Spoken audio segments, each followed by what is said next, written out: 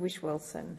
Right now, many good Australians who care about our planet, tackling climate change, healthy democracies, solving economic inequalities, are feeling increasingly anxious, fearful and cynical about politics right now.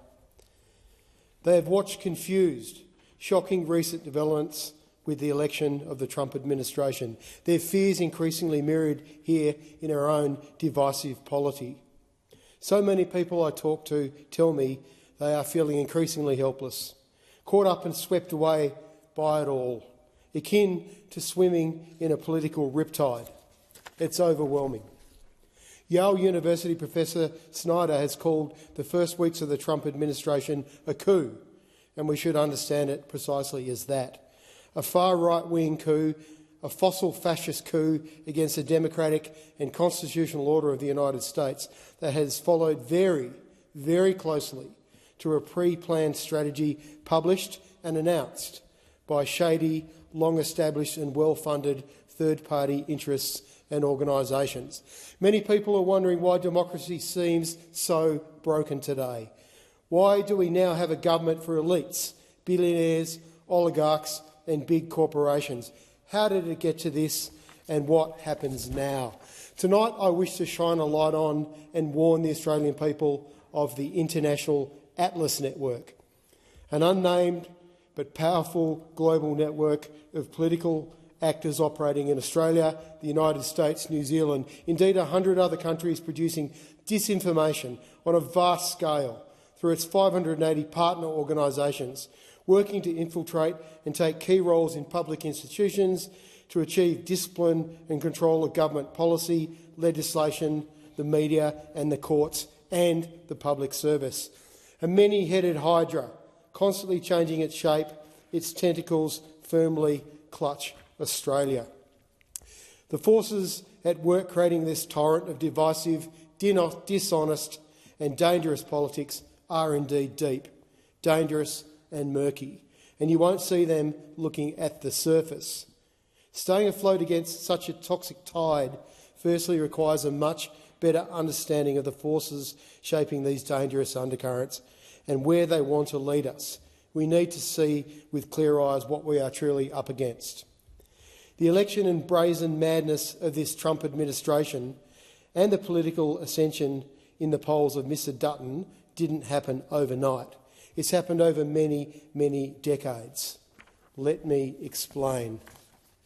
As was once declared on the website of the US-based Atlas Network, the Australian Atlas partners include the Institute of Public Affairs in Melbourne, the Centre for Independent Studies and the Australian Taxpayers Alliance in Sydney. The Australian Institute of Progress in Brisbane, which in the last Queensland election was funded directly by coal money, and the Mankell Institute in Perth, which trains interns for so-called scholarships working on political campaigns all around the world. Well, we all remember the cynical and dishonest recent campaign against the Voice to Parliament in Australia. Professor Marsha Langdon recently described this campaign as vicious disinformation.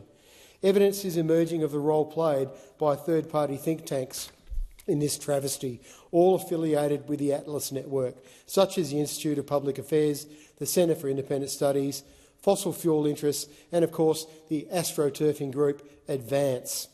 Astroturfing is the intentional creation and fostering of ostensibly grassroots political action groups by strategic communications experts, and the far-right uses this tactic to build superficial authenticity to what are in fact highly elaborate, professional and socially and environmentally damaging PR and disinformation campaigns. Advance launders far-right ideologies through fake grassroots organisation and Facebook pages, and Advance has no problems using its resources and millionaires' money to sow division and doubt. We saw this firsthand during The Voice, we're seeing it manifesting itself in many other ways now.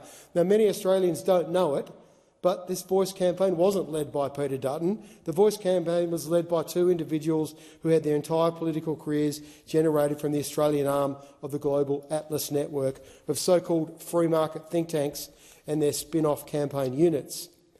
Little information or media attention was ever provided to the Australian people or voters on the organisation Advance, who they were, who they represented, and who was paying for it. To better understand Advance, we need to understand where Advance comes from. We need to understand who is behind Advance's mission to destroy climate action, stop progressive social policy and line the pockets of billionaires and multinational fossil fuel corporations at the expense of working Australians. Advance was spun out of two existing Atlas think tanks in Australia, the Centre for Independent Studies and the Institute of Public Affairs. Its donors include Sam Kennard, a multimillionaire on the board of Centre for Independent Studies, Simon Fenwick, another multimillionaire on the board of Institute of Public Affairs, Brian McPhee, a life member of the Institute of Public Affairs, and a coal baron made rich by the privatisation of New South Wales coal assets, Trevor St Baker. Advance campaigns pretending that it represents ordinary Australians, rather than a small handful of multimillionaires and coal barons funding and working through Atlas think tanks in Australia. Advance claims to be financed and powered by grassroots donations, but AEC donation data shows this is far from the case. Some of the wealthiest Australians are recorded as Advance backers, having funneled hundreds of thousands of dollars through shady holding companies to fund Advance's campaigns to destroy climate action, defeat progressive social policy and stop First Nations justice. The ultimate goal of the Advance campaign in sabotaging the Voice referendum, as Warren Mundan candidly told us all on the website for the Centre for Independent Studies, was to prevent traditional owners from speaking against the seemingly unstoppable rash of new coal and gas project approvals. Projects that, if approved, would destroy country at the site of extraction and through ever-escalating catastrophic climate change.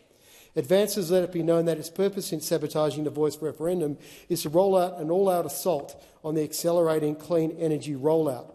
Flush with $500,000 from the Liberal Party's Cormac Foundation and another $14 million from unknown sources, propaganda vehicle Advance is now spending huge sums directly attacking the Greens, attacking Labor, attacking climate and integrity and independence, attacking moderates inside the Liberal Party and national parties, anyone with the courage, integrity and loyalty to this country to defend our common interests against global fossil fuel multinationals. Advance and a proliferation of other dodgy groups have campaigned against offshore wind farms, supposedly saying they kill whales, an entirely false claim that's been at the centre of exactly the same campaign against clean energy, mounted by, guess who, Atlas units in the United States, by the Texas Public Policy Foundation, funded by the oil, fossil fuel interests and climate denial specialists, the Heartland Institute, once again funded by big oil. This is particularly acute to us now, and I ask people who are interested in this subject to go onto the Senate Environment Communication Reference Committee's public page and its inquiry into offshore wind, where there's some very telling evidence there from Professor Jeremy Walker about how this all works and how the extraordinary lengths and resources that have been committed in the United States and here in Australia to undermine the offshore rollout of wind and other renewable energies. The entire pro-nuclear campaign that is now dominating the headlines, also Advance, also linked to the Atlas network. Now, I wanted to talk a little bit more about the news today. It was reported that Advance is now under investigation by the Victorian Election Commission for potential violations in campaign finance law after receiving $500,000 from the Cormac Foundation, the same funding entity that donated $1 million to the Victorian Liberal Party in 2022, 23, 24. The elite billionaire rich list is backing Advance, play as dirty as the coal they so desperately want to keep digging out of the ground. These people have no interest in progressing policy that would materially benefit working Australians, bring down the cost of living or make people's life easier. Advance is not a mainstream voice for Australians. It is a Liberal Party-aligned campaign group funded by coal barons and multi-millionaire investment managers. It is using the divisive language in campaign strategies perfected by conservative American think tanks to do the Liberal Party's dirty work. Have no doubt, Advance wants to turn Australia into America. Is that what we want? Advance are terrified because analysts are predicting a shared power parliamentary arrangement after the next election, where Greens would push to put dental and mental health into Medicare, build more affordable homes, stop new coal and gas projects paid for by Advance's billionaire donors.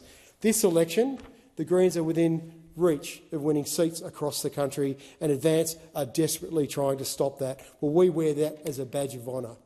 But we know that when the Atlas Network and Advance's mask is ripped off people will see right through them and their wealthy elites and the way the LNP couples themselves to them and their donors.